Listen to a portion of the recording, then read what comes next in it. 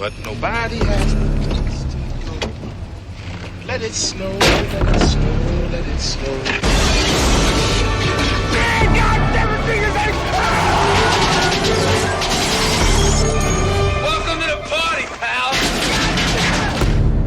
Hey, yo, welcome back, my friends, to another thrilling, action-packed episode of In Madness Pod, episode 21, part 2 of our ridiculously numbered system. Welcome. Thank you for joining us on In Madness Monday. I am here, my buddy Vertebrae33. How's it going? What's going on, Shawn? How you doing? Very good. I enjoyed our last episode. We are also joined by a very special guest, my man Joe Mirro from Queens, New York. Creepy Canvases. What's up, Joe? What's good, guys? Once again, thanks for having me on. Make sure you follow Creepy Canvases on Instagram. This dude does great art. These little cube pieces. I have like 6 or 7 of them in my house. He made me an alien one. I have Pazuzu from Exorcist. Excuse me. Something in my throat. I have Leatherface. There's a couple you made for me. Lighthouse. Willem Dafoe from Lighthouse. That's one of my favorite ones. Make sure you follow us on the socials at In Madness Pod. Hit us in the mail sack anytime you want. inmadnesspod@gmail.com. We're probably going to get to reading listener emails in the next couple of episodes, probably after our next movie. Year. Yeah, maybe we'll start the year with a 0.5 or something. Yeah, next year we'll read your mail. Send it in. What is it? Hit us in the mail sack. Yeah, you have to put the soundbite in there. But I also think we need a soundbite for Christmas bits. Christmas bitch, jing, jing, maybe jing, it's just jing, like jingle bells or something. Yeah, Like okay, yeah. We just gave Shawn a lot of work to do. No, I think I can make one as long as we don't have a million Christmas bits. But yeah, absolutely. And make sure you follow us on the socials. Make sure you also watch us on YouTube. We put all of these podcasts on YouTube. If you like sitting at work and throwing a podcast on YouTube, I don't know how people consume these things. So whether you do it on YouTube, some people only listen on Apple, some people only listen on Spotify, some people only listen on whatever. So however you enjoy In Madness, make sure you tell your friends that you are also enjoying In Madness and that they should enjoy it as well. Follow us on the socials, watch us on YouTube, follow the In Madness playlist on Spotify. We just added Run DMC, Christmas and Hollis because of the movie that we are still covering here for episode 21, part 2. Vertebrae, what movie are we doing? It's Die Hard. This is Die Hard part 2, but not part 2, the Die Hard movie. We don't want to confuse you, but it's Die Hard, the second half of part film. 1. Yes, of part 1. Everybody's get out your calculators and we have Joe. We have the worst numbering system, I think, in the history of any podcast ever, and I think that's something I proudly stand behind. I think it's pretty easy to follow. You got some 0.5s in there. We tried to just shorten it up, the little shorties. I love the 0.5s. Those are some of my favorite ones because we could just dick around and talk about whatever we want. Maybe we need to start including the Instagram lives and numbering them too. Oh my God, it always seems to be when something Godzilla-y happens. Oh, there's a new Godzilla trailer, the new Godzilla Kong trailer. That's been up that everyone's talking about. Godzilla -1. I've seen it twice so far in theaters. By the time this podcast lands, who the hell knows how many times I'll see it. And thank you again if you had In Madness in your Spotify Wrapped. That is incredible. We're a week away from Christmas. If you're listening on In Madness Monday, this is the perfect Christmas movie. How do I know that? Because I'm keeping a tally and I have plenty so far. So we are laying out, is this movie a Christmas movie? We know it is. We're just asking you to please stop lying to yourself and telling yourself that it's not. So yes, we got Joe Mirro, Creepy Canvases. You guys ready? Anything else you want to say before I get into it? Before we dive headfirst into part 2? The score. I don't know if you guys were saving that for anything, but there's like that ominous like jingle bell thing. Every time something tense is about to build up, they just like ring the bells with like this weird little melody. Always like this evil tone to it. It's like a perfect little accent piece to that movie. I gotta say, 100% agree. Yeah, now I don't have it on vinyl, and now I'm gonna have to try to get it on vinyl. I just got Sean. I just got Seven on vinyl. The movie Seven Oh, just came really? out, so Waxworks put that out. So I'll have it previously wasn't released, so it's the Howard Shore score for Seven. So super excited for that. And I ordered a toy that I think when I get it, and we got to get into the movie, but when I get it, I think we do an Instagram live on this. Oh, you did a toy from Seven? No, from something Okay. else. I know it was a weird Okay. segue. No, I'm no, only no. third. Okay. Yeah. I was just giving you two things at once, but I want to see it. I want to see it definitely. yeah. So I have the Seven. I ordered Seven on vinyl, but then separately from that, I just thought of it on the top of my head. There's a toy that I ordered that we probably maybe we'll do an unboxing, and I won't tell you what it is before I unbox. It's not Godzilla. I'm just gonna let you Okay. know it's not You know what I Godzilla, want? I want I want a set with like Somerset and Brad Pitt and the fat guy in his bowl of spaghetti, and like it just like like a that's the set. McFarlane Yeah, moments. like a movie. That, Yeah. Because I have the Metallica, the And Justice for All set up there. Mhm. I'll post a Nice. picture of that maybe. But yeah, that's what I want. I want Somerset Mills and holding the flashlight, and the flashlight works in the dark, right? And Right. and there and it's the guy with his face in the SpaghettiOs. Yeah. Wait, before we go, because we Go gotta ahead. go to the movie. I'm the one who said we gotta go to the movie. But Joe, what's your favorite Metallica album? Ah, Oh. I know and you'll agree too. It's hard to rank things. God.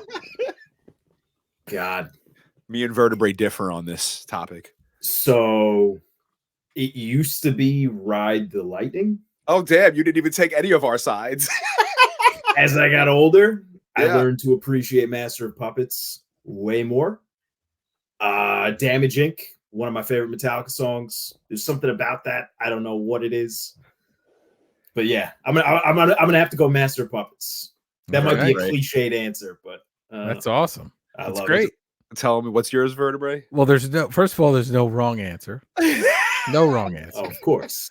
But I'm gonna say, and I preface this with, it's when it hits you in your life that's your Metallica album. That's right. It's a theory that I've talked to other people about too. When it hits you in your life is when it matters, and mine is And Justice for All. And I know that makes me hate bass guitar. I get it. I understand.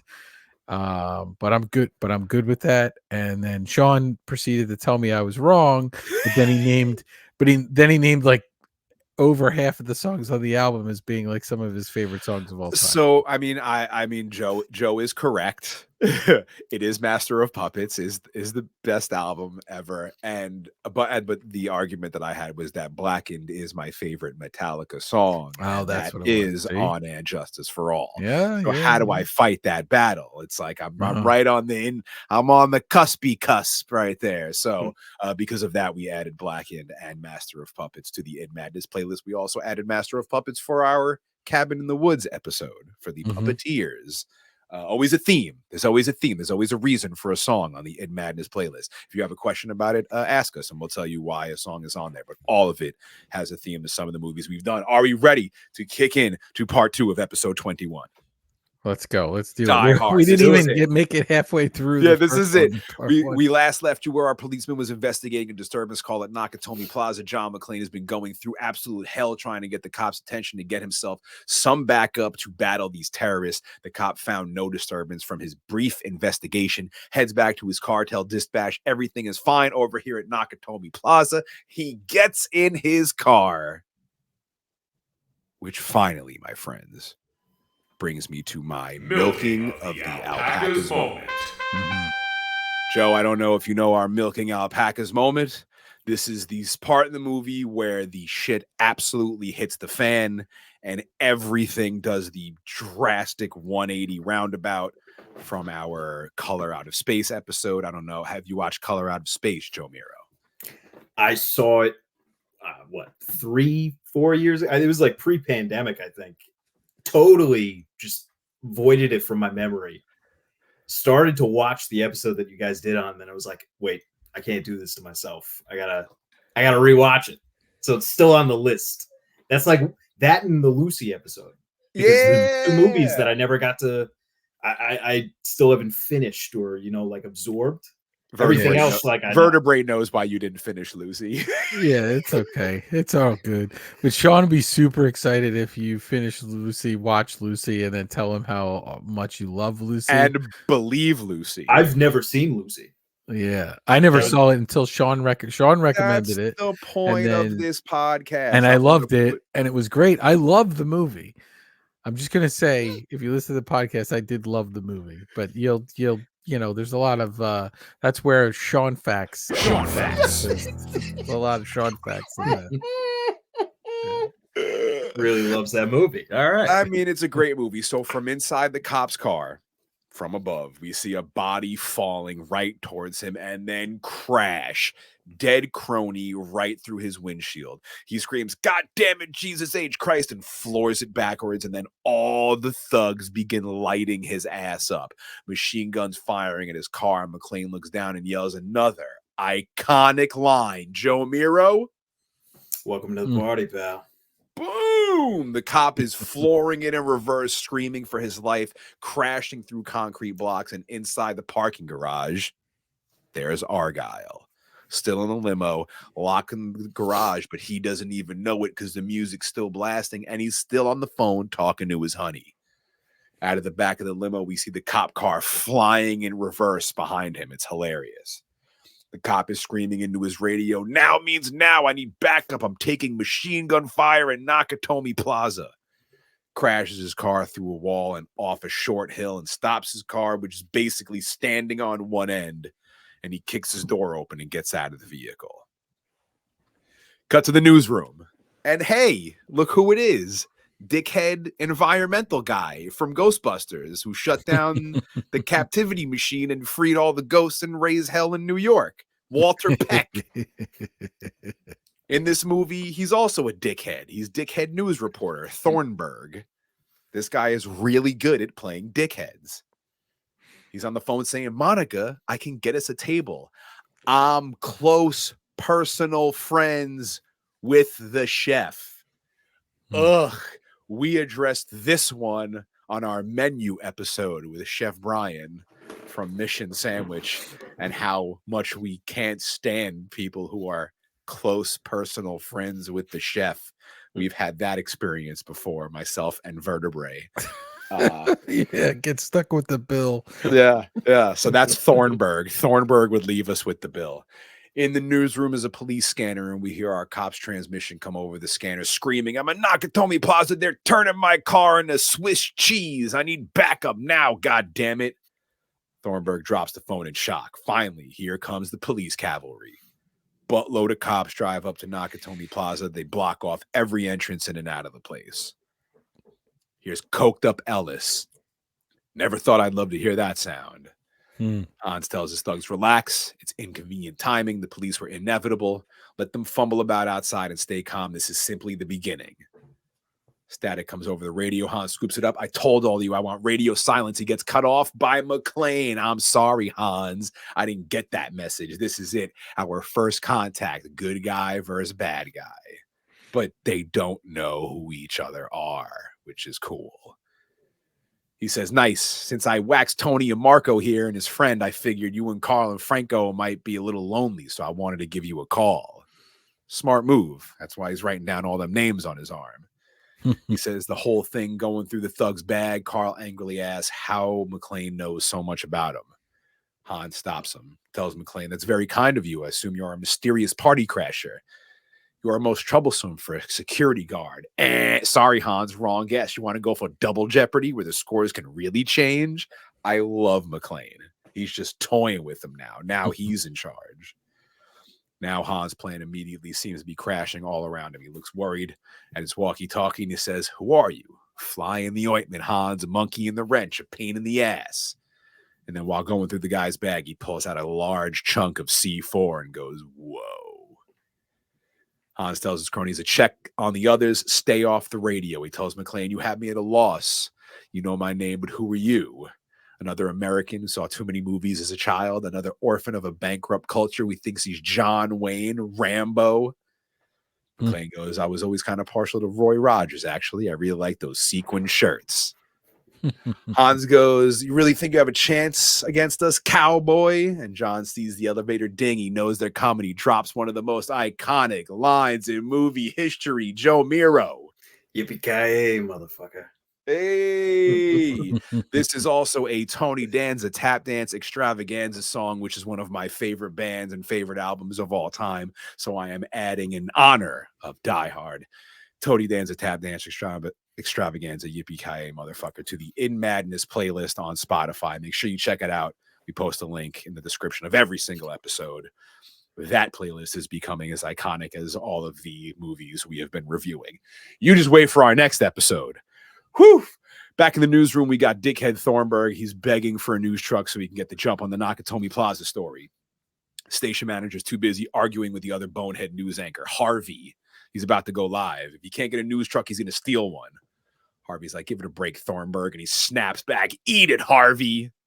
And Shawn, this is, and Joe, this is like more character building. Right away, we know that these two guys are in competition with each other. Maybe he wanted the job on the desk and he didn't get the job on the desk. And it's just great how they do this almost instantaneously with very, the scenes are not very long. And we just get these relationships built, which, goes into that world building that you were talking about, Joe. It's just all of these characters we meet just from a little bit. We want to kind of know a little more about them. Yeah, they throw a little bit of newsroom politics within like a 2-second sequence. It's crazy. They count down him live. 4, 3, 2. Harvey's live on air, but he's looking off in the distance angrily at Thornburg. Then notices he's on air and he uncomfortably shuffles his papers and gets on with the show and looks back angrily at the station manager, who's like, "Take truck 5 and get out of here." Now we're in Nakatomi lobby. Elevator door opens. All the thugs come running out frantically. They run into Hans' office. McClane wasn't lying about killing the guys, and the bags are missing. Hans is very concerned. That bag had the detonators. Uh-oh. Hans talks to Theo on the walkie. Theo was still drilling in the vault. He's like, "We have some trouble. How's it going?" 3 of the locks are down. There are 4 to go. And if you didn't listen to part 1, Vertebrae dropped a massive bomb on us. In the 7 universe, there are 7 locks on this vault. We're representing all 7 deadly sins, and we're gonna have to all go back and watch it and write those down and see if it clicks. But it also gives us a nice little time component to this, right? We know it's Christmas Eve or it's Christmas now, probably. And it's a nice little time device. We've got to get through all 7 of these to get where we need to go. So it's kind of a neat little advice there. I think they actually break it down on the walkie-talkies at one point. They say like 2 hours for this, 2 hours for that. Yeah. 3 hours at minimum. Yeah. Hans tells him, "Don't waste any time." Over Hans' radio, we hear our poor Twinkie cop, Al Powell, saying, "If the person who radioed for help can hear me on this channel, please acknowledge this transmission." But all the bad guys hear it too. Hans, Carl, Theo even stops what he's doing. Very concerned. McClane responds, "I hear you. Were you the guy in the car?" And he goes, "What's left of him?" The cop says, McClane says, "Listen fast. It's a party line. Neighbors got itchy trigger fingers. You got 30 hostages, 30th floor. The leader is Hans." We cut to the camera in Hans' office. All the goons are pissed. We have to find him and shut him up. He's telling them everything. Hans doesn't care. I'm waiting for the FBI to arrive. Till then, we can waste as much time as they like, but we must find the bag. We must have the detonators. McClane's like, "They got missiles, automatic weapons, enough plastic explosives to orbit Arnold Schwarzenegger." They're down to 9 now, counting the skydiver you met. These guys are mostly European, judging by their clothing. And then he stops and goes, "Cigarettes. They're well-financed, very slick." Officer Powell's like, "How do you know?" McClane goes, "I've seen enough phony IDs in my time to recognize the one they got must have cost a fortune." Officer Powell tells him LA's finest are on the case, so light him if you got him, as McClane is again, like Joe said, smoking furiously on one of these terrorist cigarettes. And he's giving himself away as somebody in law enforcement because he's so organized on this call. I don't think, Shawn, what's it sound like if you're on the other end of that walkie-talkie? Well, if you're asking Deputy Dwayne, it could be a fucking bartender. Yeah, and I don't know. Like I don't think I could have been that organized with that, talking to people outside of there. I think I'd be screaming and yelling. I certainly, he has all the stats and facts ready to go, but yeah. That's that New York detective work coming in handy. Maybe he used to work with Somerset and Mills. Oh geez. Oh my God! Hang on. I can't breathe. Hang on. Officer Powell asks, "What should I call you?" McClane says, "Call me," and then he stops and laughs to himself and says, "Roy." Now every cop in LA is on site in Nakatomi, and up pulls a car, and who gets out? The detention dude from Breakfast Club. The bull gets the horns guy. The teacher, the principal, I forget which one he was. I haven't seen Breakfast Club in a long time. I think he's the principal, Yeah. right? Yeah. He gets out, he shows his badge like he's in charge, and he goes, "Who's talking to him?" Officer Powell's like, "I am." The guy introduces himself. "This is Dwayne Robinson." What do these pricks want? Powell says, "We don't know exactly. We haven't heard from them." "Who the hell have you been talking to then?" He doesn't know either. He won't give his name. He phoned in the report. He killed one terrorist for sure and claims he killed 2 others as well. Dwayne immediately gets annoyed. "Oh, he claims? Has it occurred to you to be one of the terrorists pulling your chain?" And Powell thinks he's a cop. "How do you know that?" "Oh, a hunch." Things he says, like being able to spot a phony ID. And then, like I said, Dwayne goes, "Jesus Christ, it could be a fucking bartender." Yeah, I think it's all the other stuff that gives him away as a cop, not the phony ID. It was like that they're educated, well armed, well planned, like all that other stuff he's talking about. I think is what gives him away as law enforcement. Yeah. Phony ID is what he could just make phony IDs himself. Up pulls Thornburg in the news van. No one is stoked to see him.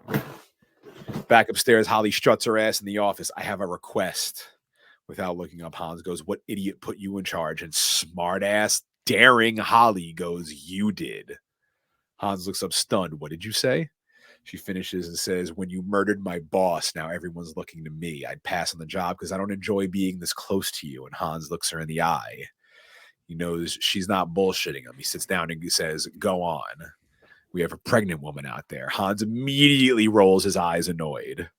Holly's like, "Relax, she's not due for a few weeks, but I'd like permission to move her into the office with a sofa." Hans is like, "No, but I'll bring a sofa out to you." "Good enough." Holly agrees. She adds, "Unless you like it messy, I'd start bringing us in groups to the bathroom." And Hans agrees, tells her she's right, and it will be done. So right now, Holly so far has made more progress with this dude in 2 minutes than anyone else has in this entire movie. She sort of humanizes Hans here like a little bit. He's evil. He's got these plans, but he seems to like Holly. Maybe this is the lust of his 7 deadly sins, some would say. Maybe. I don't think their intention is to hurt anyone except for Takagi.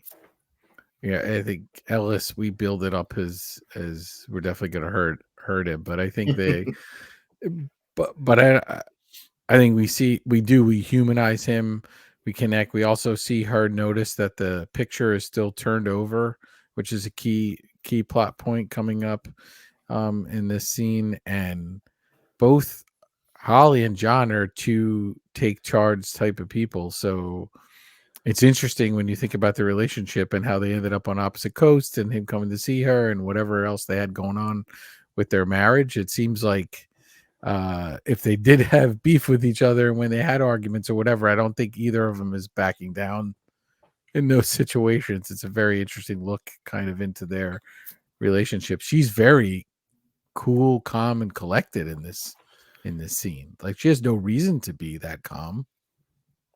But yeah, she's straight up with Hans. She's the only one not pulling his chain. She's just like, "I want to keep your ass as far away from me as possible." But maybe she's empowered because her name's Holly and it's Christmas. It's like a superpower. And she's pretty stoked that she knows McClane's out there kicking ass because she knows these guys are pissed off. Quickly, Holly looks over the picture. She put face down, like you said, with John and the kids. Hans is sitting at her desk. Mm-hmm. He asks her if there's anything else. She says no and walks away. Hans thinks, turns, looks at her pics and says, "Mr. Takagi chose his people well. Mrs. She stops and goes, Ms. Gennaro, and struts her ass away. Hans watches her, raises an eyebrow like he's super impressed.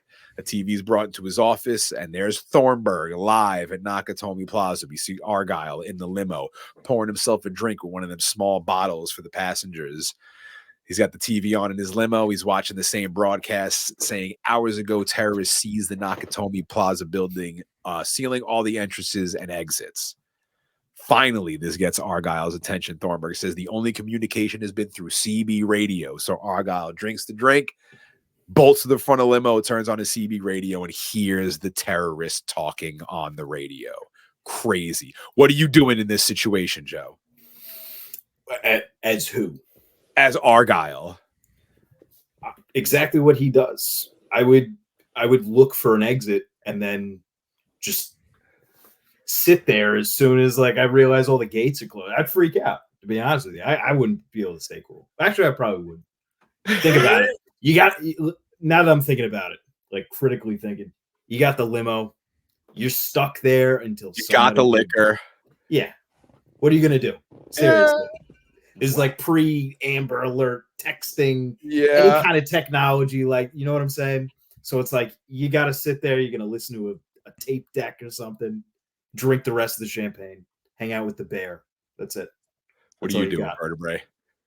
Yeah, I mean, that's all you can do. I mean, I might be trying to get out of there, crawl suit, get out of the limo, try to crawl through something. I don't know. Yeah, it's always a vent, right? Yeah.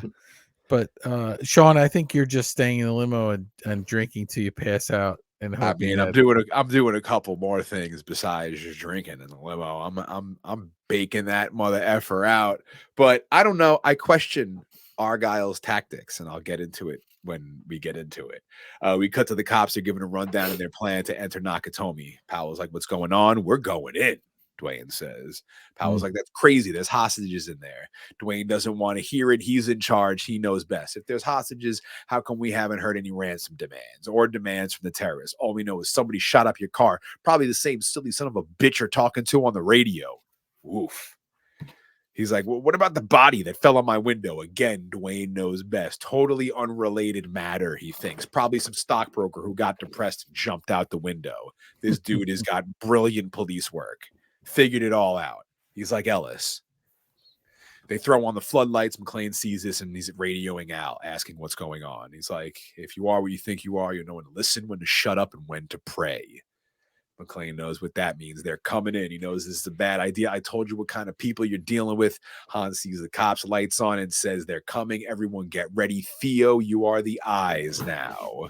And Theo pops on a bunch of mini TV screens around him, showing him different parts of the building. The cops make their way in. Inside the parking garage, Argyle's driving all over the place frantically, but stops in front of the closed gates. He's trapped. Sort of. Because can he just drive the limo through the gate? I mean, he probably could, except if he doesn't succeed, then he's called attention to himself.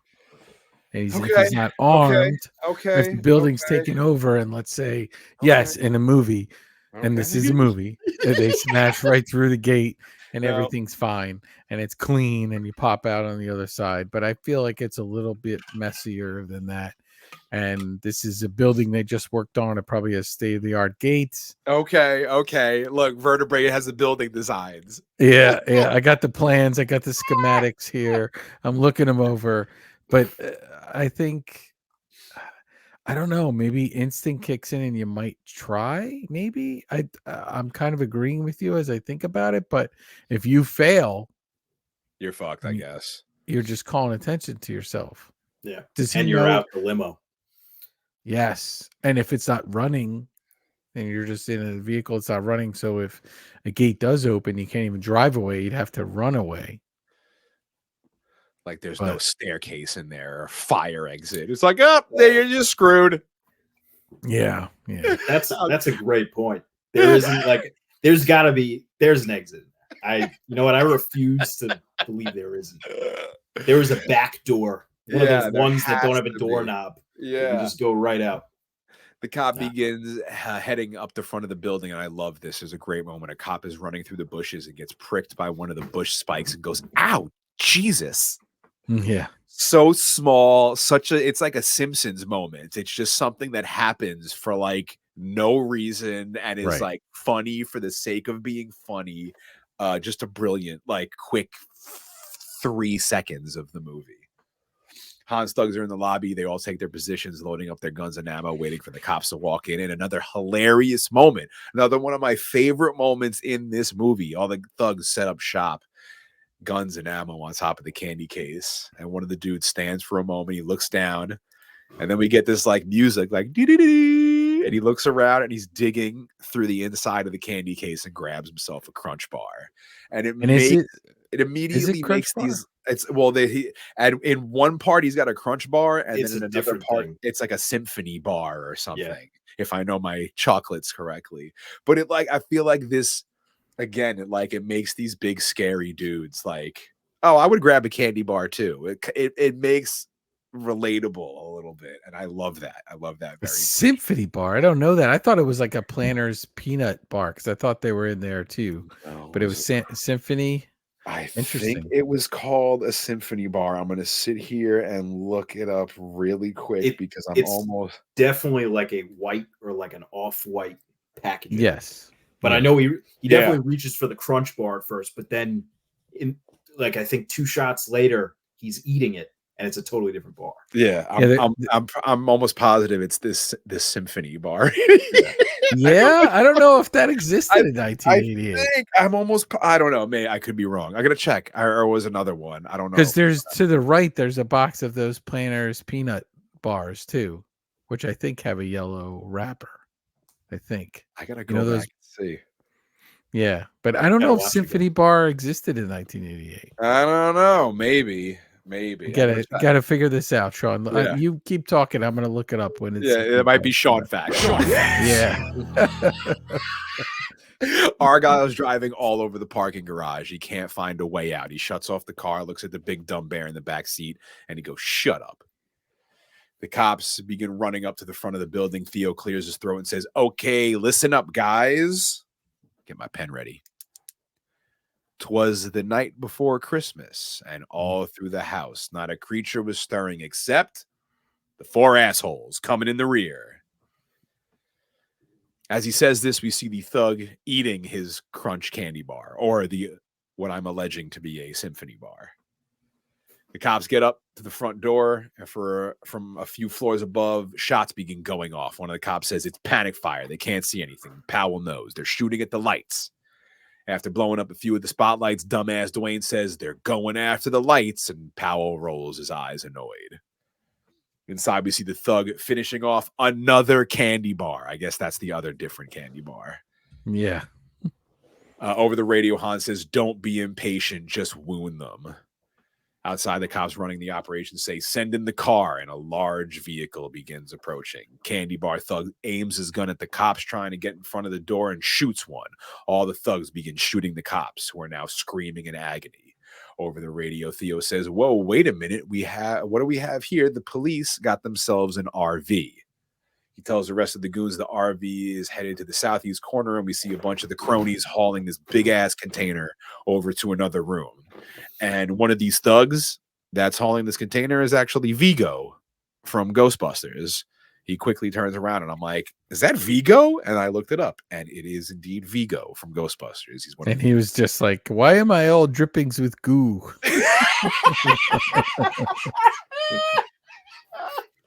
It's Vigo. Yeah, he's one of Hans Gruber's cronies in Die Hard. Very cool. The containers say rocket ammunition. Uh-oh.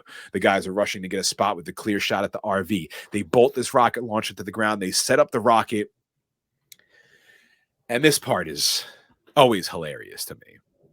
Because this dumb rinky-dink RV, it's supposed to be this big-ass, offense move for the cops.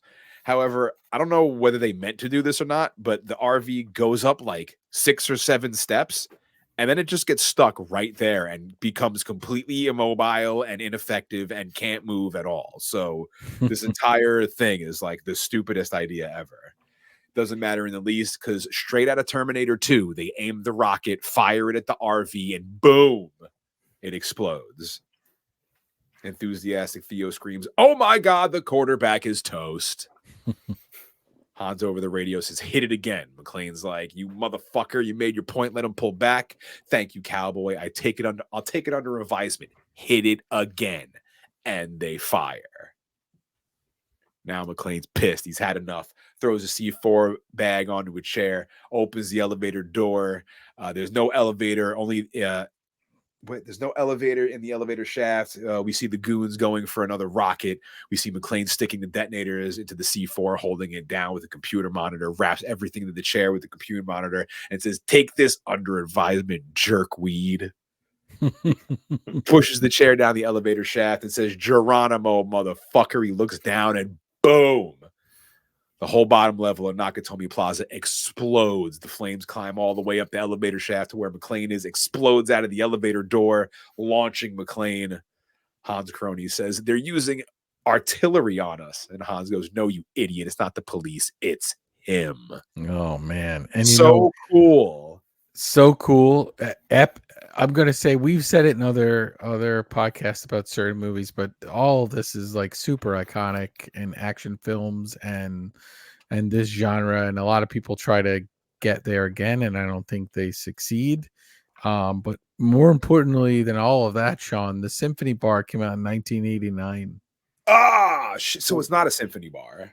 But I'm just going to say, just looking it up really quick, it says that it was a new product, featured a milder, more milky style of milk chocolate, popular in Europe.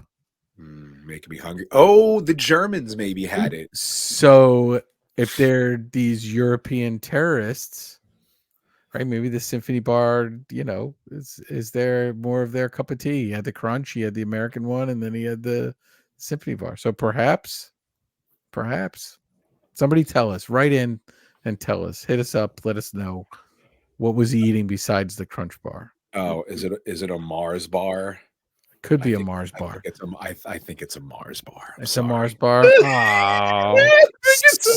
So we Shawn just facts. Yeah, there it is. So we could just talk about symphony. People will wonder why we're talking about a symphony bar, but eat yourself a symphony bar. I don't even know if they still exist anymore. I love chocolate, man. Mars bar. I don't know if I've ever had a Mars bar. What the hell? I love I Mars gotta bar. look.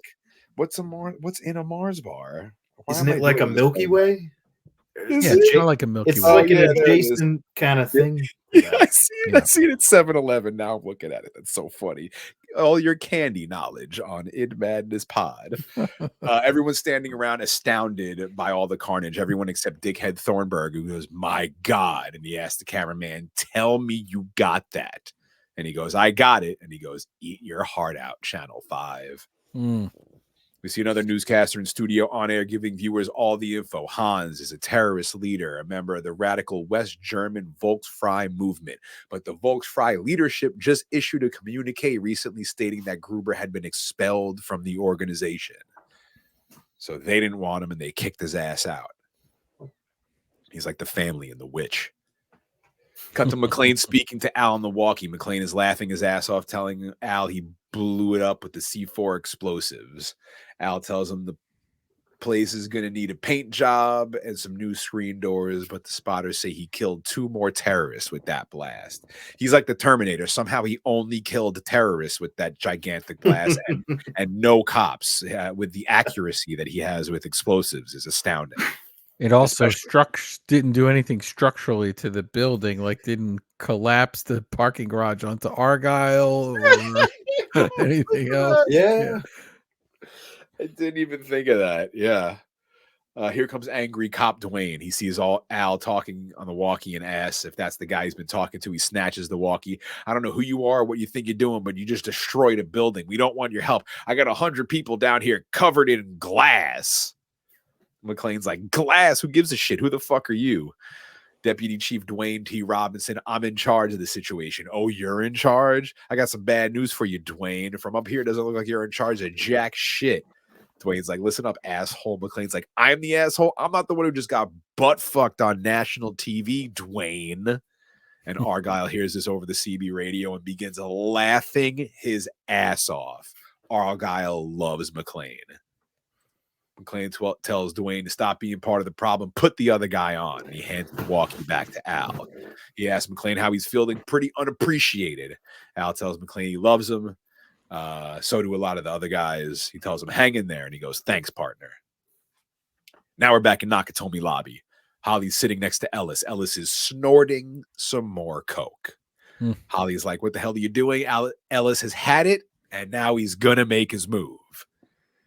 What do you think, Joe? Is this going to work out well for Ellis, or did you know from the beginning that from the beginning this was it? He's the most unlikable person on, like, in any kind of film. I'm going to be honest with you. Yeah, and in this entire film, he's even more unlikable than the terrorist. Hans, yeah. You root for Hans more than Ellis. You're just like, he's got to go out a window, Ellis. Throw him on a desk chair out a window. I agree. I match him up with the Justin Long from Barbarian as most hateable character. Yeah. Holly asks what he's going to do. He straightens his tie while sniffing. He puts his hand through his hair, trying to be slick, but he looks like he just rolled out of bed. He goes, hey, babe, I negotiate $1 million deals for breakfast. I can handle this Euro trash. He goes to one of the goons and goes, hey, sprechen Sie talk? Hans and Carl are fighting. If he would have listened to me, he would have been neutralized. Carl doesn't want neutral. He wants dead. And there's a knock at the door. There's a crony with Ellis showing up at the worst possible time. Hans asks what he wants. It's not what I want. It's what I can give you. Carl reaches for his gun, but Hans shakes his head. No, he lets Ellis in. You're not some dumb schmuck up here to snatch a few purses, am I right? Hans goes, you're very perceptive.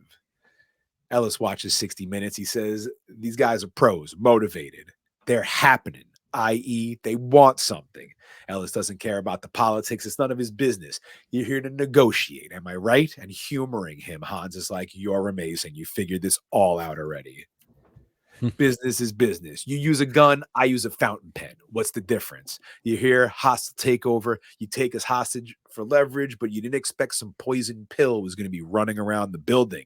And now Hans looks interested in what he's saying. Like, you might actually know something. Ellis goes, Hans, booby, I'm your white knight. Yeah, Joe.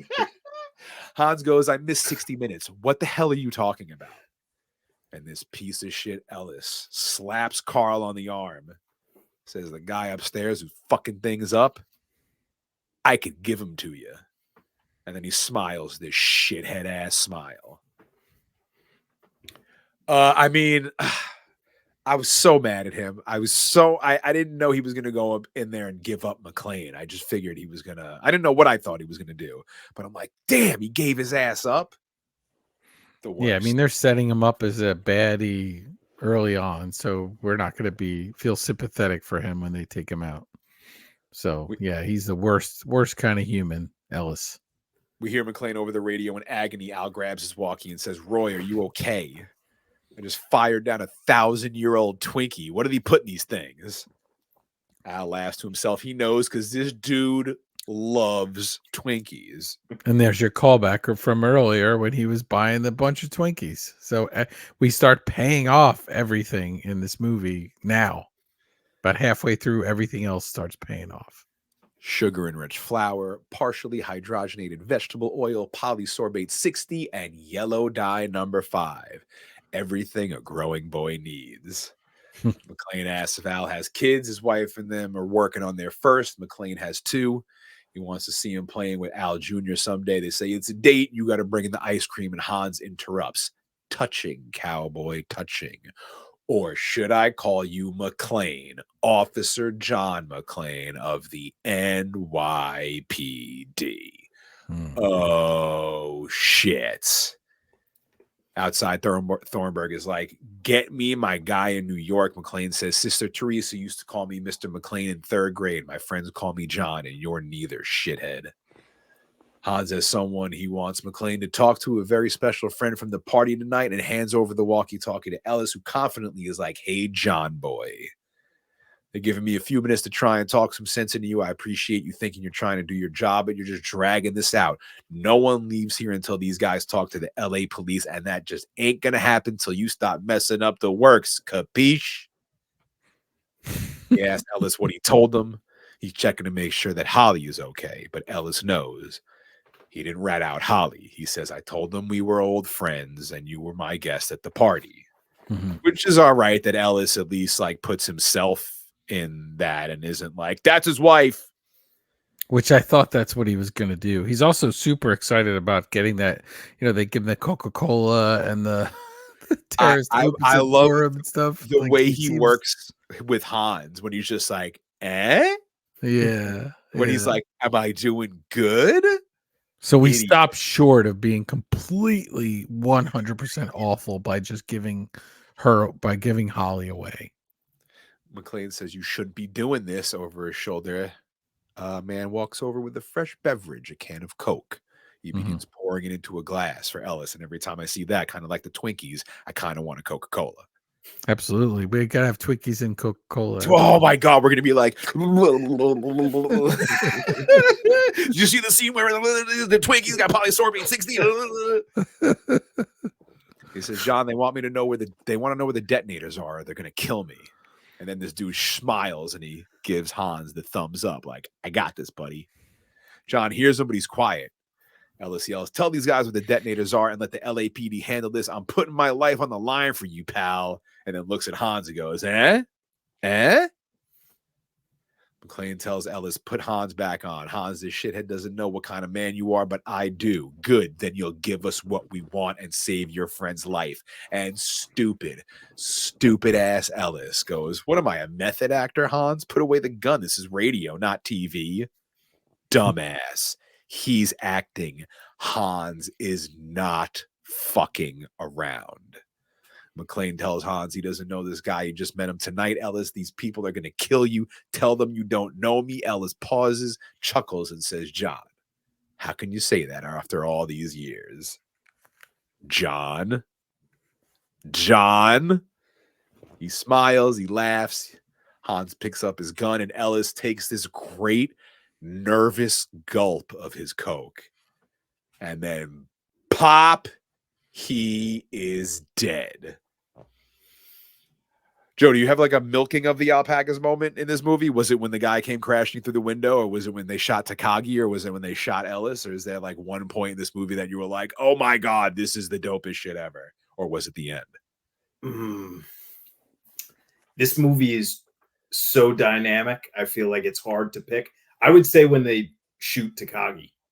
Yeah. Because that is when everything kind of like rolls into place. And like, all right, like this movie is now it's like amping up big time. Like it goes from like 7 to 12 real quick. You know, some movies do have multiple milking of the alpacas moment. I don't know if you heard our missed episode, but there's like 12 milking of the alpacas moment. This movie does have another milking of the alpacas moment. I'm about to get to it because it still blows my mind. But yeah. But you know, according to our theory when we created it, it's only one. You only one shift.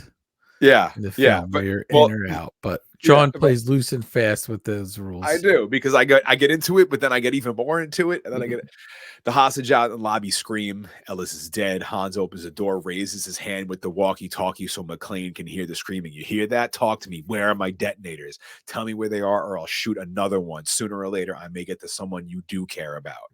And McClane goes, fuck yourself, Hans. Now Deputy Dwayne is pissed. Did you hear that? He just let the guy die. He gave him up. That's like pulling the trigger yourself. But Powell knows better. Can't you read between the lines? If he gave himself up, they'd both be dead. Annoyed Deputy Dwayne is like, no way. No way. They'd be talking to us. He is so aggravating. He pisses me off as much as Miss Carmody does. He goes, tell your friend to stay out of this or I'm going to nail his ass. I'm really going to nail him. And Powell's like, that man is alone. He's tired. He hasn't seen squat from anyone down here. You think he's going to give a damn about what you're going to do if he makes it out of there alive? Wake up and smell what you shoveling. Deputy Dwayne tells him anytime you want to go home, consider yourself dismissed. And he goes, no, sir, you couldn't drag me away. He is all in on this with John McClane. He is the only one he's got on his side. Over the walkie-talkie, Hans says, "Attention, police." Deputy Dwayne snatches the walkie-talkie from Al and begins talking to Hans. "What do you want, you ass?" Hans has buddies all over the globe languishing away in prison. The following people are to be released from their captors. As he's saying this, the camera's panning around and it passes by Ellis's head, and you see his brains blown out the back of his skull, still sitting there while Hans is just talking on the phone with a dead body in front of him. Crazy. Hans has got buddies he wants released from prison in Northern Ireland and Canada and Sri Lanka, specifically the 9 members of the Asian Dawn. And McClane hears this over the radio and goes, "What the fuck?" And at the same time, the camera switches to Carl sitting there looking at Hans making these demands, and he goes, "Asian Dawn? What the hell is that?" And Hans puts down the walkie and goes, "I read about them in Time magazine." He's just naming random things. This is not his plan. He is just screwing around with the cops. I love how smart and calculated he is. I mean, they just need this time to drag out till they get through. So they're just whatever they could do, send them on a wild goose chase, and hopefully it buys them a little bit of time. At this point, do you know what their plan is with these detonators and all this? No. Yeah. No. It was a mystery to me and hopefully to everybody. Hans continues, "When these revolutionary brothers and sisters are released, the hostages will be taken to the roof. They'll come with us in helicopters to the Los Angeles airport. They will be given further instructions. You have 2 hours," and cuts off the radio.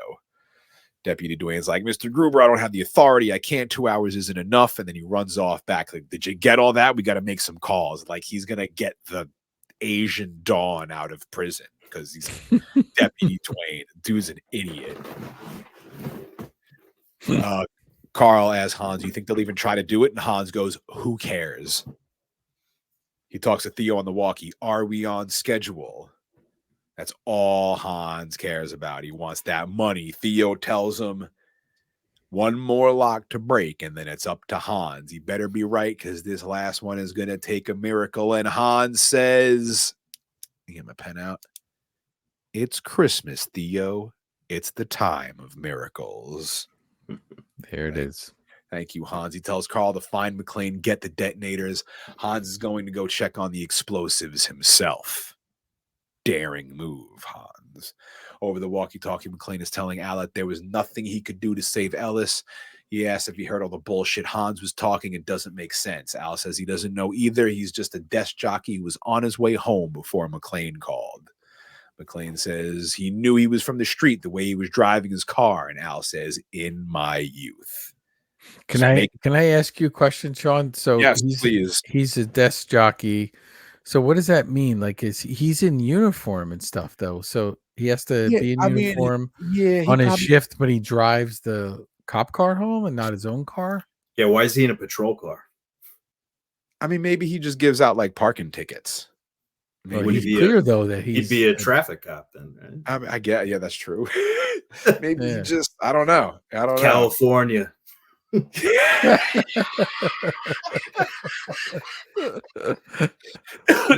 I don't know why he was out. Because like if you're driving home, you're picking up your Twinkies and you're going home and you're in uniform, yeah, and you're in that car, I mean, you're on duty.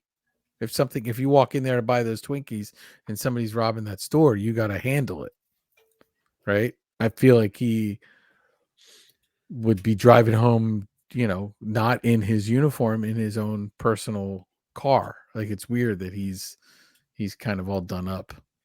Yeah, maybe he can't let it go. I don't know. He just takes the car home with him and just parks it in the driveway.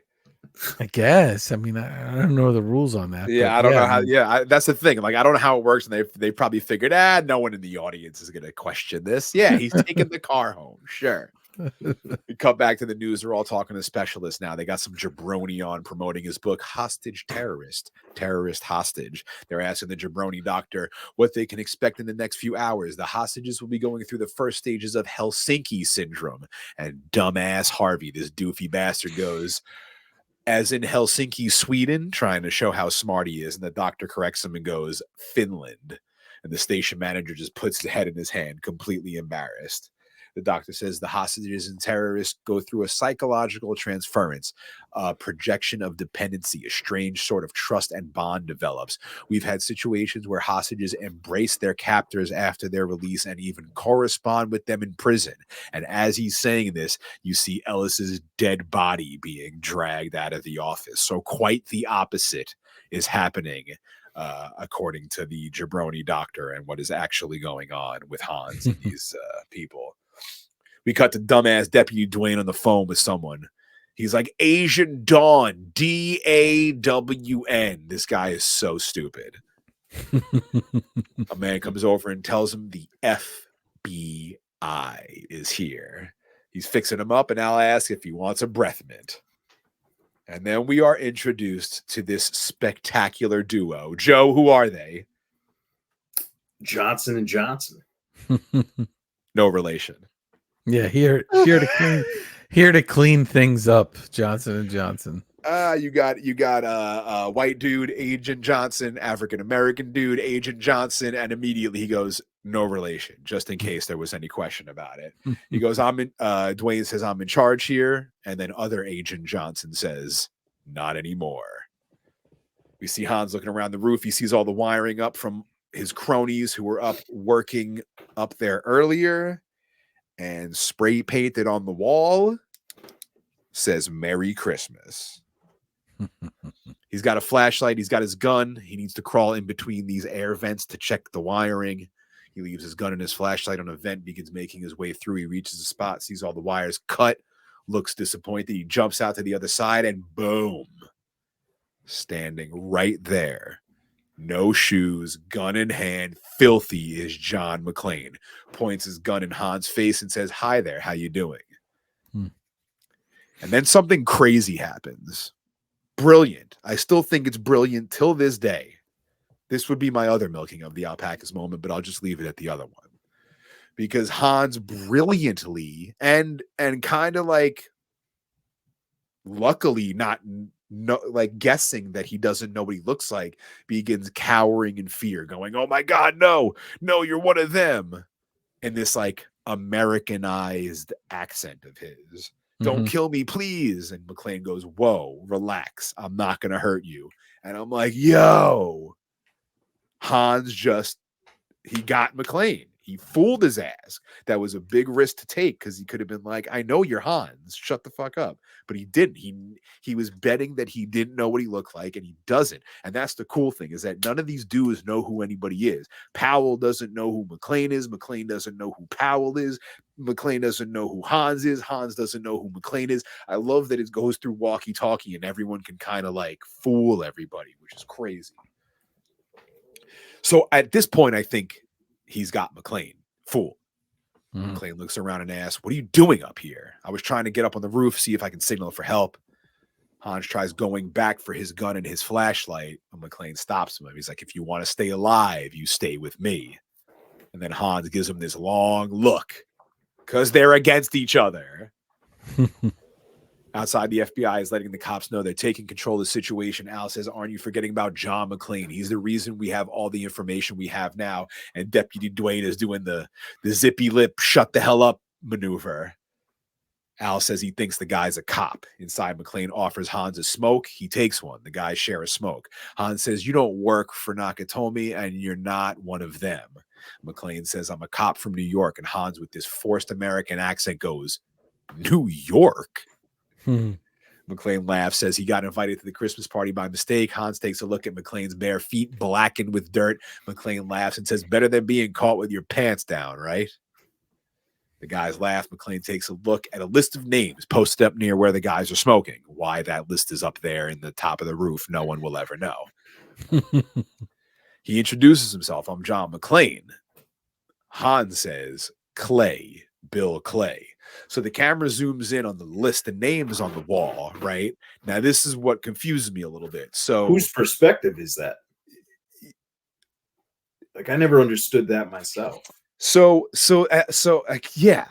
because how would, okay, so I'm thinking it's Hans. Well, so Hans would have to see it to say that, unless he was really lucky just guessing a name. But I'm feeling like McClane is the one who sees that, because I feel like that's what gives him away. And I never understood this, but when I really dug into it right here, next to Clay's name, it says 29.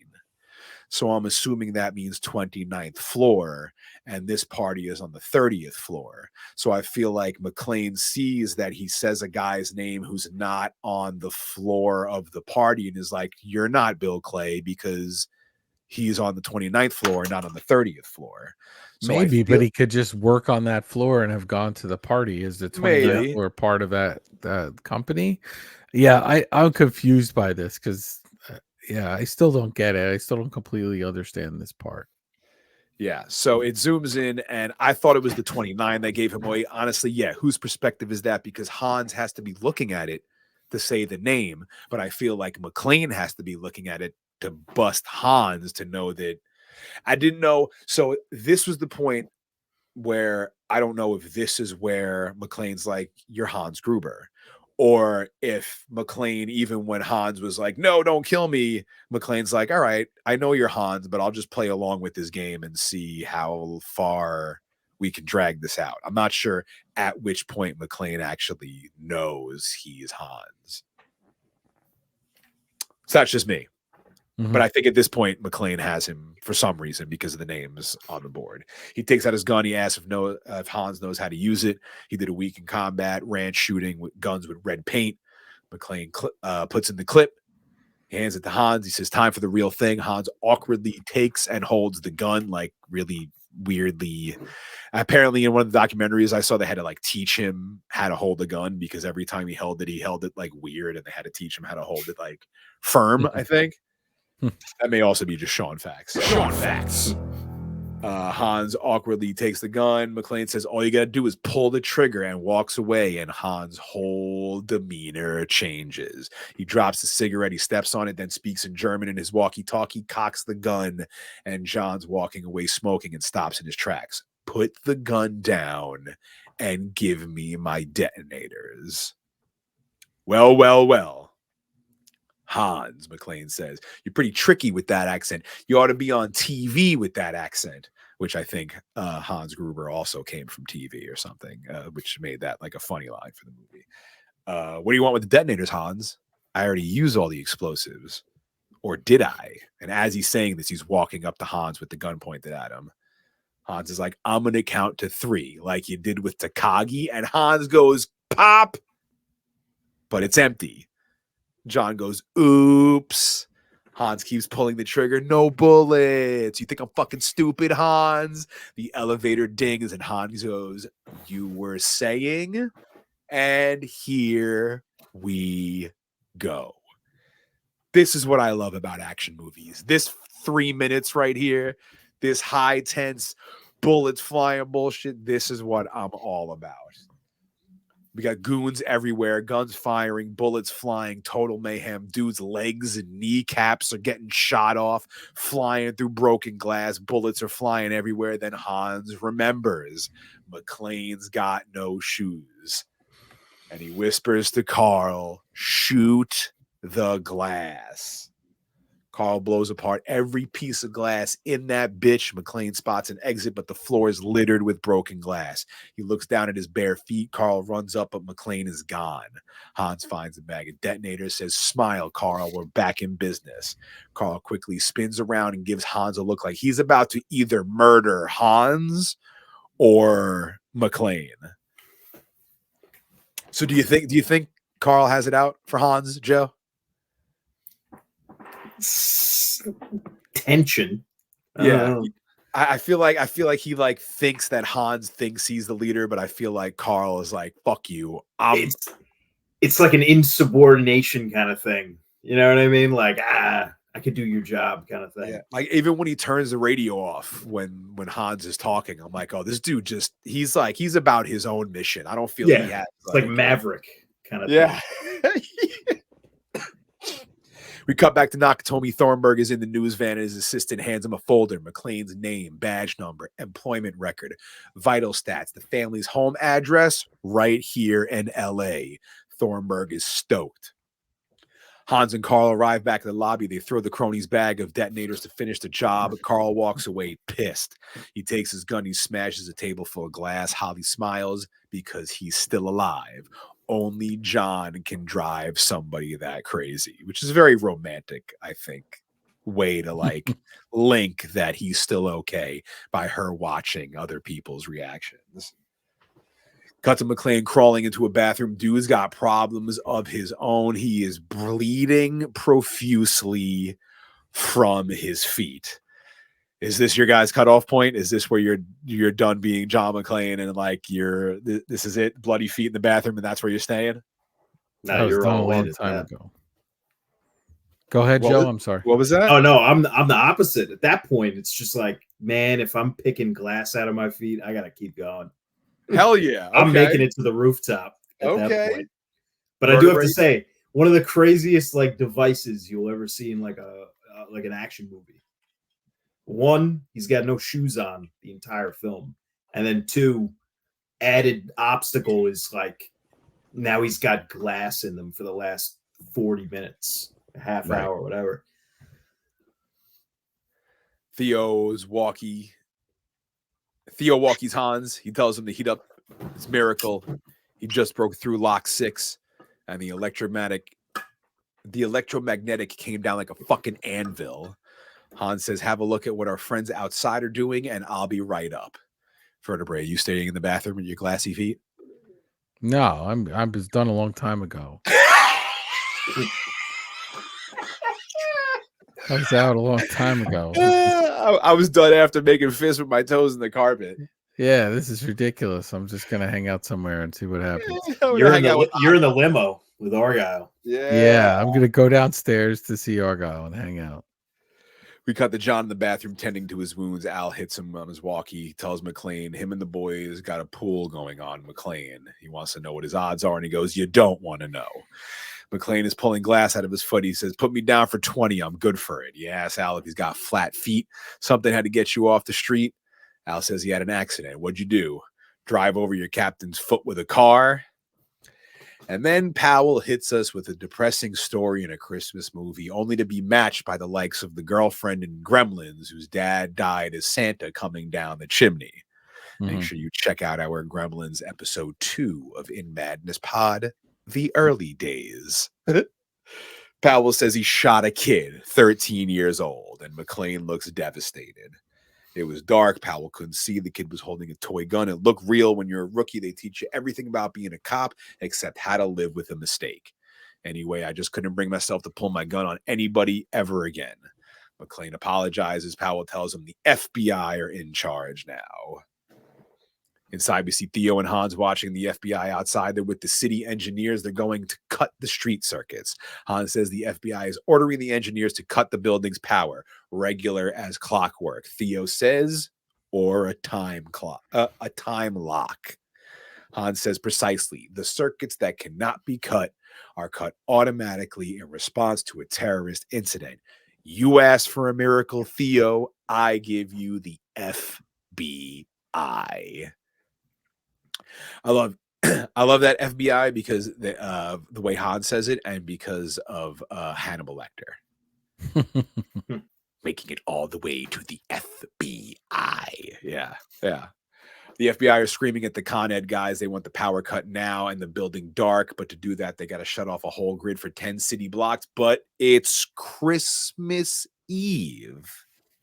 I don't think you could count that one, Shawn. Oh, well, come on. Because we've already established that.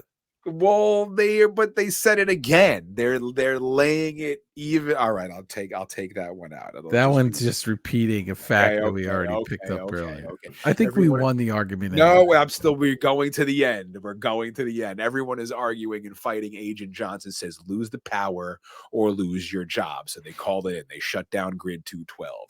Deputy Dwayne wants to call the mayor, but there's no time to waste. The FBI wants the power off. Shut it down. Shut it down right now. All the power goes off. The backup power gets activated. Worry McClane's like, what's going on? Ask the FBI, Al says. They got the Universal Terrorist Playbook, and they're running it step by step. Inside, we see Theo looking at his computer with the last lock. He says, "It's gonna go."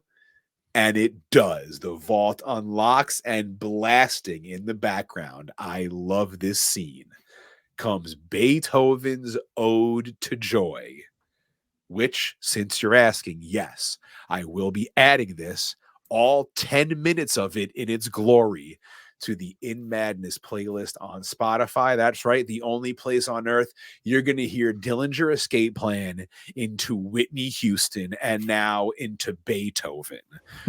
What an enriched show this has become over the span of 1 year. Make sure you check out the In Madness playlist on Spotify. The inside of the vault emits this large light that opens on Hans and Theo and the rest of the goons. And Theo says, "Can I put this one, vertebrae?" Yes. Merry Christmas, and smiles. There it is. Put that tally right back there. Outside, we see Agent Johnson and Johnson laughing to themselves, saying they're probably inside pissing their pants. Following them is Deputy Dwayne, saying the mayor's going to have my ass. Theo runs in the vault, and there's just millions in bonds and art and artifacts, statues, painting, cash money. Powell asks the FBI, "What now?" We let them sweat it out. We give them helicopters right up the ass. One of the agents picks up the phone and says, "This is Agent Johnson," and then quickly goes, "No, the other one." I love this bit. I nothing I love more than a good bit. And this fucking Johnson and Johnson bit is one of my favorites in any movie. He goes, "I want air support ready in 5 minutes, fully armed." And Powell gets worried because he knows what they're planning. Hans walkies the FBI. They tell him the State Department has arranged for the return of your comrades. Helicopters are on the way as requested. Hans says, "We'll be ready." And the agent says by the time he figures out what hit him, he'll be in a body bag. And then Hans says to himself, when they touch down with the helicopters, we'll blow the roof. What? They'll spend a month sifting through the rubble. By the time they figure out what went wrong, we'll be sitting on a beach earning 20%. Whoa. What? Even then, I still didn't fully process the plan. Even when he said it, I'm like, what are they going to do? McClane walkies Powell, says he's got a bad feeling. "Do me a favor, find my wife. Tell her it took me a while to figure out what a jerk I've been. I should have been more supportive. Tell her she's the best thing that ever happened to a bum like me. I said I love you 1,000 times, but I never said I'm sorry." Getting poetic, McClane. "Tell her that, Al. Tell her John said he was sorry." And Al says, "But you can tell her that yourself. Just watch your ass and get out of there." He goes, "I guess that's up to the man upstairs," and then thinks to himself, "What the hell were you doing upstairs, Hans?" Good segue. Good enough. I'll take that. Mm-hmm. Cut to Dickhead Thornburg. He's at Holly's house, yelling at the housekeeper, "Let him in. Let me in now, or I'm going to call the INS. This is the last time these kids are going to be able to speak to their parents." And she lets him in. Cut to John limping around upstairs, says to himself, "What were you doing, Hans?" Looks around, sees all the wires leading up to the roof, and finds tons of C4 and goes, "Mother of God." He jumps down and walkies Powell and says it's a double cross. The entire roof of the building is wired too. And then a gun barrel sticks in his cheek and he stops talking. It's fucking Carl. I can't believe somebody got the best of McClane. Nobody ever gets the best of McClane in this movie. This moment right here, I'm like, oh man. He found him. He grabs his gun. He tosses it. Powell asks if the guy next to him heard what John said. Something about double cross. Powell looks to his left and goes, "Tell me about it." And here come the fully armed choppers. Upstairs, Carl takes the walkie out of John's hand. "We're both professionals. This is personal." The boys begin beating the shit out of each other. Upstairs, everyone's getting ready to head to the roof, but on TV, in Hans' office is Thornburg speaking to Holly's kid. Her daughter says, "Come home," and Holly looks like she's in deep shit. Hans looks at the TV, looks at Holly, and now, finally, immediately picks up the picture on her desk for the big reveal. There he is, smiling in the back of the picture, John McClane, husband, father, badass New York cop.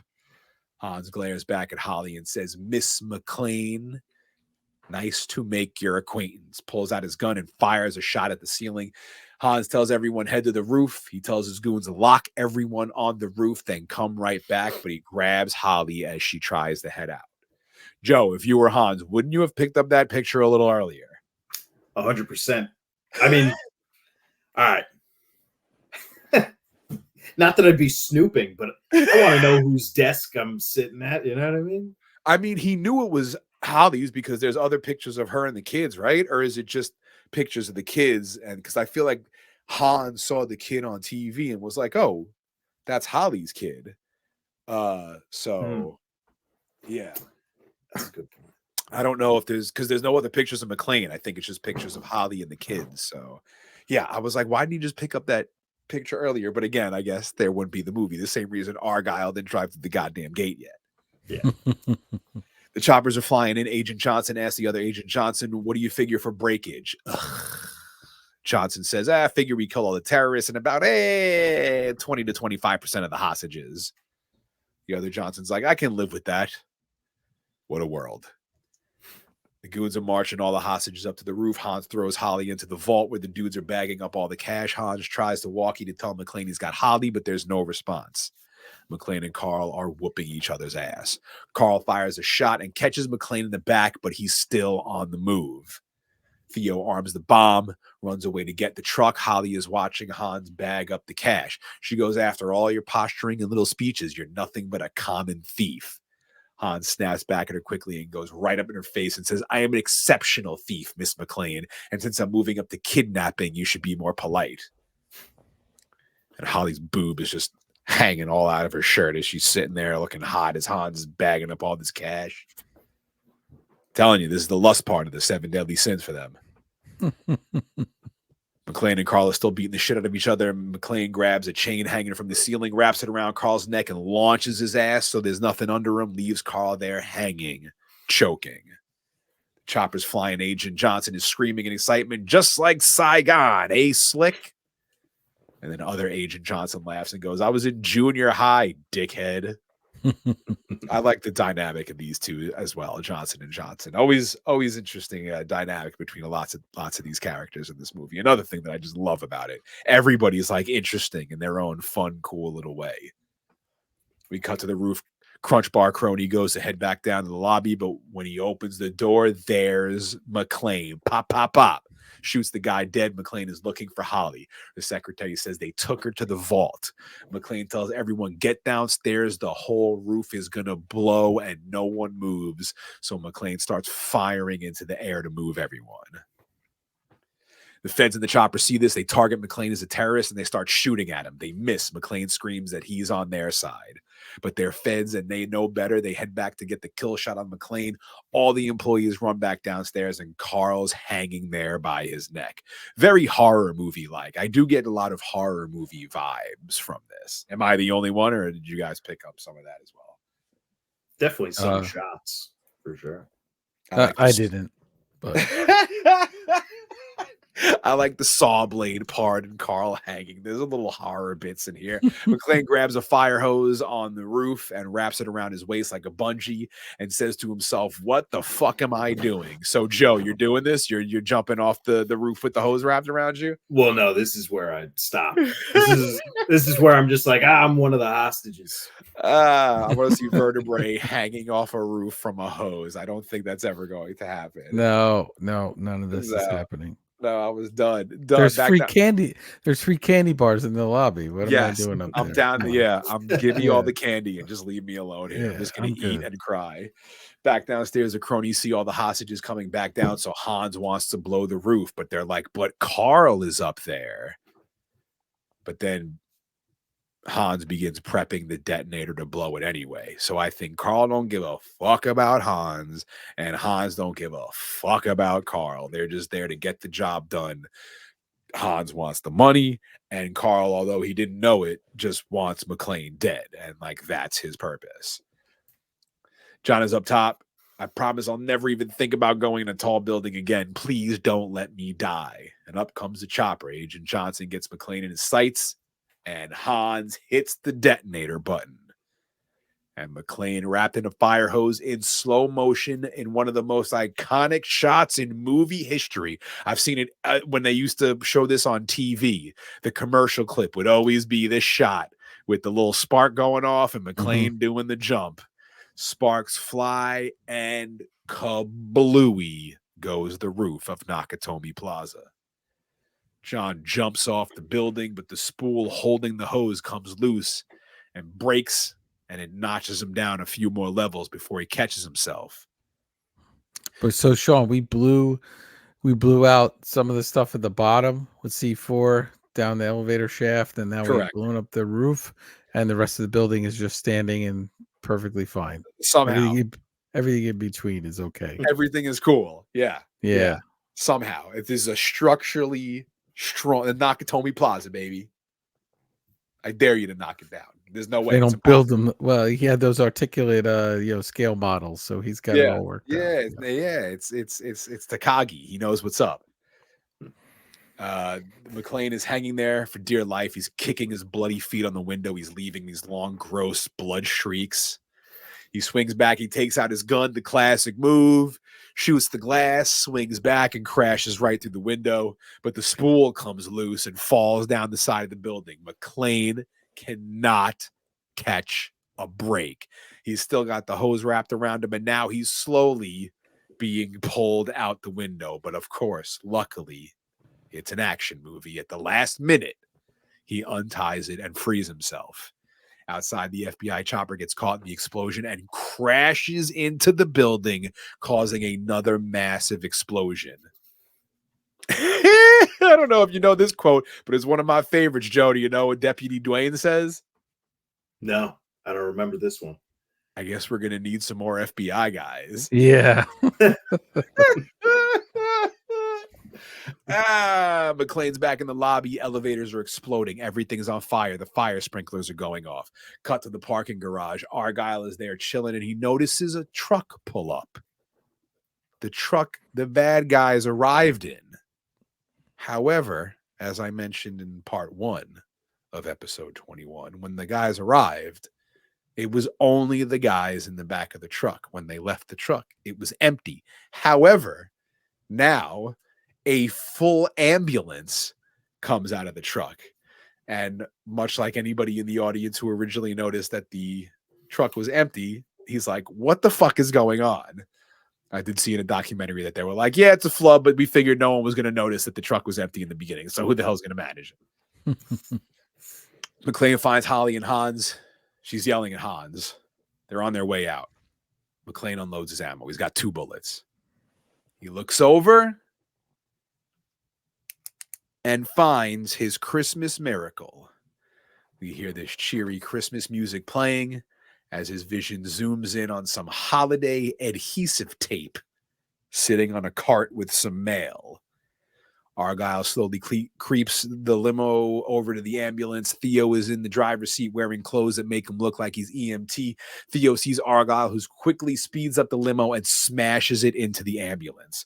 Argyle gets out and hits Theo, knocking his ass out, and Argyle is super impressed with himself. I mean, if Argyle couldn't get any cooler, he just walks up and knocks out Theo. I mean, you got to respect the man. Yeah, that was great. One punch. Oh, yeah. Cut to easily one of the most iconic scenes in movie history. McClane comes out and yells, want to hit it? Hans! That's like Khan. That's like Shatner screaming Khan. Is like, yeah, that's like the second one. A Khan and a Hans. Are you kidding me? I don't put that up there in this movie. I have Yippee-Ki-Yay and that stuff, but I don't have Hans. Hans up there. Hans, no way. Yeah, one of the best. Comes around the corner holding a gun. Hans pulls his gun and pulls Holly toward him. Holly gets to look at John, filthy, bleeding, limping, no shoes, absolutely demolished. She goes, Jesus. McClane goes, hi, honey. He asks Hans, this is what this is all about? Robbery? Why'd you have to nuke the whole building? And Hans lays out the whole plan. Classic villain. When you steal $600, you can just disappear. When you steal 600 million, they will find you unless they think you're already dead. Now put down the gun. John drops it. Holly gasps as if she knows they're both going to die. McClane puts his hand on his head and says, "You got me." Hans says, "Still the cowboy, Mr. McClane. Americans all alike. This time, John Wayne does not walk off into the sunset with Grace Kelly." And McClane goes, "It's Gary Cooper, asshole. You would have made a good cowboy yourself, Hans." "Oh, yes. What was it you said to me before, Joe Mirro?" "Yippee-ki-yay, motherfucker." Oh, he does. That time Hans says it. Yeah. McClane And laughs. he laughs. Hans laughs. The crony laughs. We hear the bells jingling treacherously in the background, like you brought up earlier, Joe. Shit's about to go down, and those bells are jingling. And the camera goes behind John's back, and he's got the gun taped to his back with Christmas tape. The boys are all laughing. McClane screams, "Holly!" She ducks. He rips the gun off his back, caps Hans, caps the crony in the head, and then blows on his gun. Bad fucking ass. And if that's not good enough, he goes, "Happy trails, Hans." Hans crashes out the window, but he's still holding on to Holly. Holly's hanging out the window screaming. Hans is hanging out the window holding her wrist. John runs over to loosen his grip. In slow motion, Hans begins moving his gun to them. John unclasps what, Joe? The watch. The watch. Don't look like no Rolex, but I think that is the watch that Ellis is alluding to in the beginning. And in slow motion, we get the zoom in on Hans' face, which turns to shock as dude slowly begins falling down a 30-story building. Do you know the gnarly bit about this one, Vertebrae? I do, but you could do it if you want. Well, no, go ahead. It was just that they dropped him kind of about 70 feet on a green screen set, and they did it earlier than he thought in the scene, so that they got a natural reaction from correct. They were going to drop him on 3, and instead they let him go on 2. So he freaked out a little extra. He's falling out of the building, and Deputy Dwayne goes, "Oh, I hope that's not a hostage." And down falls Hans, dead, evil, defeated. Our hero, John McClane, wins. They embrace. Millions of dollars of bonds are raining down onto the street. We get our cheerful music as the money is raining onto the floor, and up pulls Dickhead Thornburg in the news van. Holly and McClane walk out of the building. John looks around for his buddy Powell. The dudes lock eyes. They know they found each other. They laugh. They hug. And be honest, not a goddamn dry eye in the house, right? And the most unsecure crime scene. Like, people are coming in and out. They're just leaving. Like, it's crazy. Like, where's the investigation? This is Vertebrae always loves a good investigation. Right. That's Why right. is this why is it not roped off? Why is it people just coming and going? Like, it's Fucking California, man. Yeah, California. Joe, what do you do? Yeah, I was gonna say that you'd think like you just lost 2 FBI guys in like this fiery helicopter crash. There's a hostage problem on a rooftop that I don't even know how you can get back down from at that point because the building's toast. And then you got news everywhere. It's chaos at that point. Makes no sense. But the men embrace, the men laugh. Great moment. They just know. They don't say a word. They just look at each other and they know. McClane introduces Holly to Al. Up comes angry Deputy Dwayne, telling McClane his days are numbered. He interfered with the police investigation. He caused property damage. McClane looks like he's about to lay him out, but then from behind, we hear people screaming. And who is it, Joe? Who? Why are they screaming? Oh, what's his name? Carl.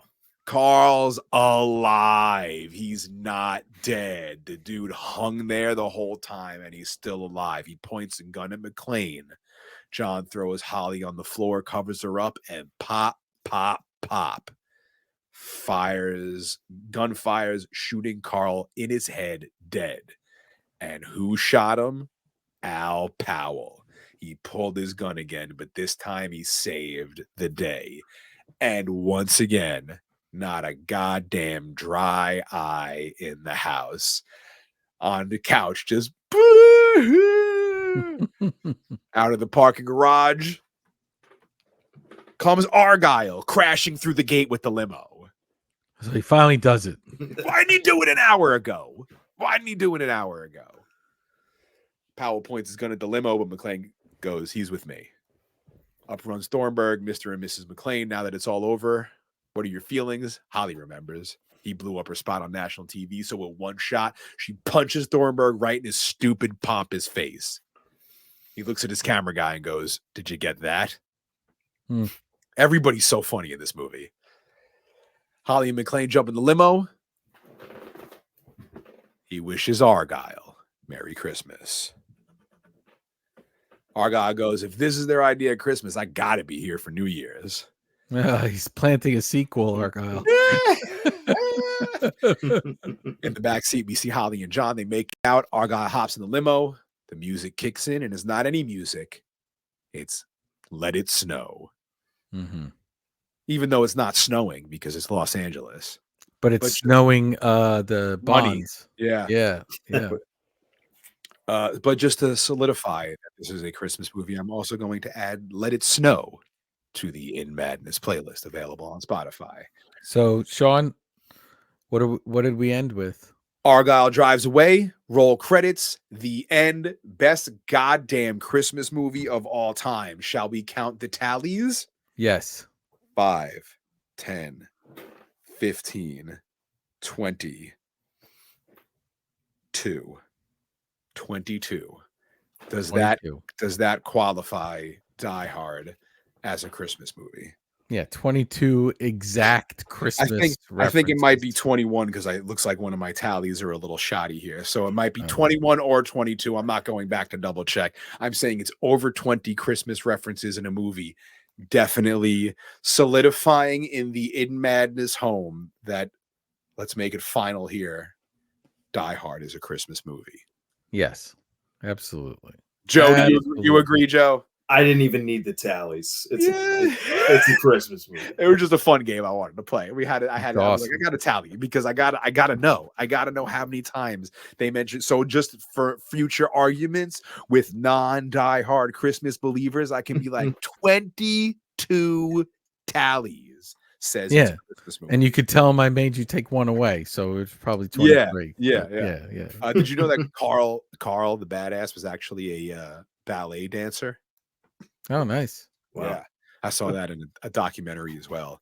And the Alan Rickman thing where they had to show him how to hold the gun. That was good. But that is episode 21, part 2, Die Hard. We finally strayed from a horror movie, from a sci-fi movie. I had a great time. Joe, did you enjoy yourself on it? Oh, yeah. Hell yeah. Thank you. So you said this was your first podcast you've been on. Yeah. First official one. Yeah. Thank you. Glad Thanks for coming on. We appreciate it. No, thank you guys for having me on. I really appreciate it too. Popping cherries on In Madness. We popped Panic Room Toys cherry. We're popping Joe Mirro's cherry. I like this. And before you go, I promise the plot of the book. Go ahead. Yes. I'm going to go.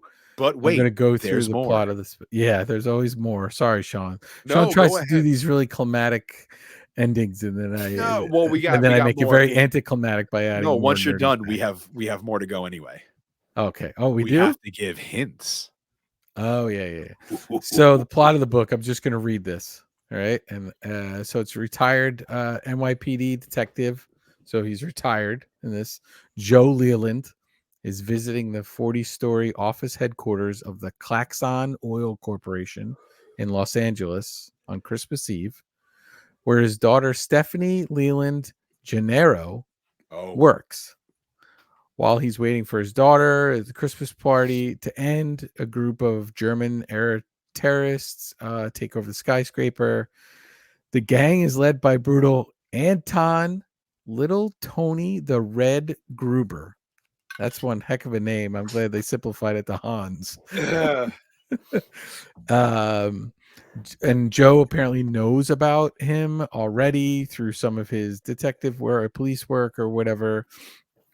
Barefoot Leland, so he's barefoot in the book too, slips away and manages to remain undetected in a gigantic office complex. So this seems like more like not one building, but probably like a few buildings. Armed with only his Browning pistol and a communication with a Los Angeles police sergeant, Al Powell, Oh, okay. and his belligerent supervisor, Dwayne Robinson. Okay, so they kept that. Yeah, Leland fights off the terrorists one by one in an attempt to save the 74 hostages, his daughter, and grandchildren. Oh, damn. Okay. Yeah, that raises the stakes. Gruber and the terrorists kill Mr. Rivers, the CEO of the Klaxon building, Takagi. and proceed to steal documents that will publicly expose Klaxon's corporation dealings with Chile's junta, which is a military or political group that rules a country after taking force. So they're they're looking to expose them. They also intend to deprive Klaxon of the proceeds of this deal, which is $6 million in cash. Which gives us greed of our 7 deadly sins. Yeah. And then addresses Nakatomi's greed. Leland interferes with this plan by stealing explosives and progressively killing terrorists and receiving multiple injuries in the process. He's barefoot, so we established he's barefoot too. Leland kills most of the terrorists despite no help from the police, faces off the leader of the terrorist group, Anton Gruber, who is holding his daughter hostage. Gruber falls to his death after being shot by Leland, taking Stephanie with him. Yeah, that's a dark twist. Blaming Klaxon for the terrorist attack and his daughter's death, Leland throws the cash out of the window himself. So we probably get the bills, which in this we get the other stuff. Once Leland is back on the street, the last terrorist, Carl, who's presumed dead earlier, returns and starts a shooting rampage. So that was in the book. That's crazy. Killing several police officers, including Robinson. So he Dwayne, not Powell. Yeah. Dwayne's a pain in the ass. Powell, so he shoots Dwayne and a doctor in the process before Sergeant Powell finally kills him. Boom. Allowing Leland to receive medical care. So this is a darker turn in that his daughter dies. Yeah. And what's the name of the book? This book was called oh my god, I forget now. Let's see. It was called Nothing Lasts Forever. Okay. By Roderick Thorpe. Okay. 1979. Joe, you never read this book? No. I watched Movies That Made Us last year. Yeah. And they did this and they spoke about that. And I was like, Frank Sinatra, a book. It blew my mind. So it's pretty fresh to me. It's crazy that they so many of those plot points that we consider to be iconic to this film were in this book that I didn't even know existed until I researched for this. But I thought Die Hard was just an original film. I didn't realize it was based off this book. I want to read the book, man. I want to read the book. I still got to get through Jurassic Park. I've had Jurassic Park for 6 months and I bought it. I want to read it, but I have not even opened it yet. It takes me so long to read books. You read a lot of books, Joe? Not anymore. Not a big book reader. I'm out of school, man. Yeah, a lot of years. Vertebrae, you still read? I know you. You got a whole wall of books in your. I got tons of books, Shawn. I got books. Do I get to reading them all? No, but I would say my to read list is probably it's over 60 books to read. What I was thinking right before the podcast. I just went to my parents' house and recovered my 2 boxes of comic books that I've had since I was like 8 years old, 9 years old. I was thinking we should just go on Instagram Live and just go through like my comic books and you show your shit and we'll just look at shit and just for the sake of I really want to look through my comic books and I feel like I should do it. That's a long Instagram because I have like thousands. If we we'll just go through. Yeah, we'll just go through. We'll go through yours. Yeah. Well, I just want to take a look at a couple. This was such a fun episode, Joe. I hope you had a great time, as good of a time as everybody else had listening. This was awesome. You want to hit any plugs? Let us know again. The Creepy Canvases hit us with all the plugs and all the band stuff. At Creepy Canvases, my art page. If you like horror, if you like movies, I got Die Hard, everything on there. At Joe Mirro, personal, whatever. At Crisis King Official on Instagram. That's it. What do you? I guess you play guitar in Crisis King since you got the guitar. I'm guitarist and singer. We're a trio. Hell yeah! Well, like Dying Fetus, cool. If you like Pantera, Mastodon, a little bit of Deftones, then like a little touch of like New York hardcore, kind of agnostic front kind of feel. There we are. Badass. Nice. I'll have to check it out. Vertebrae, you got any plugs you want to hit? I don't know. The people still following me on socials at Follow at Vertebrae 33. I have new shirts. I got new shirts in Hot Topic now. 4 new shirts. Check them out. There's new tarot in the tarot design line. So, what's the new one you put up and I reposted on In Madness with the dude? It's a Justice Tarot shirt that I did. So there's 4 new ones up there. There'll be more. Plans for 2024 are pretty big for a rollout in Hot Topic. We'll get to that in a 0.5, but a lot of new merch coming for everybody. And someday, in Madness merch. This on every episode, someday in Madness merch. But I gotta pick up some In Madness stickers from you. We finally have In Madness stickers, but I definitely need some more so I can start tagging. Yeah, I got a little bit left, but yeah, we'll have to. We'll get merch for 2024. I promise everybody. All good. We're coming up. Okay, our next episode is our 1-year anniversary of the show, which is enormous. We will not be doing 8.5 for the next episode because we are fucking diving head first right into our next movie, and we may even do a little surprisey prize thing after that, just for the sake of what we are doing for this movie. So have we wrapped up all of our gnarly bits, our Christmas bits, and our loose ends for episode 21 part 2 Die Hard of In Madness Pod? Yeah, I think we're there. And are you going to tease this? So I'll just really quickly just make sure again that you follow us on the socials at In Madness Pod. If you have any questions about this episode or your favorite moment or your milking of the alpacas moment or anything that you want to talk about from either Die Hard or any previous episode we have ever done on In Madness Pod, and you can hit us in the mail sack, inmadnesspod@gmail.com, or maybe it's Mail Madness, depending on the winner of the poll. We will see, but we will read your emails live on the show because we love talking to you and hearing what you think about these episodes and your own little gnarly bits that maybe you have about something that we missed. So with that being said, our next movie, shall we do a tease? Joe, we're going to tease it. If you know the answer, don't scream it out loud. You keep it to yourself because this will be our next episode, our 1-year anniversary. That's a big milestone. I can't believe we managed to do this. All the stressful text messages, all the things we have had going on, all the bullshit and the good shit and the bad shit, and we have managed to not instead of dropping episodes bi-weekly, we have made this a weekly show, which has not made anything easier for anybody, but we do this because we love the show, we love that you're listening, and we love that you got us on your Spotify Wrapped. So I'm going to wrap this up and shut the hell up by saying our next movie, when we release the next episode on In Madness Monday. Let me just check the date really quick. It's going to be December. Oh, Jesus. Christmas. Yeah. The next episode comes out on Christmas. The day after that is, if I have my numbers right, the 50th anniversary of this movie. Yes. I will say it is ranked in, top 5. I said this last time. Top 5 probably scariest movies of all time. Yeah, and probably one of the most influential movies of this genre of all time. And my hint? What hint do I give without completely giving it away? I think you gave it away just with that. Well, I have another hint that I wrote down anyway. Okay, let's hear it. Vomit. Oh, okay. All right.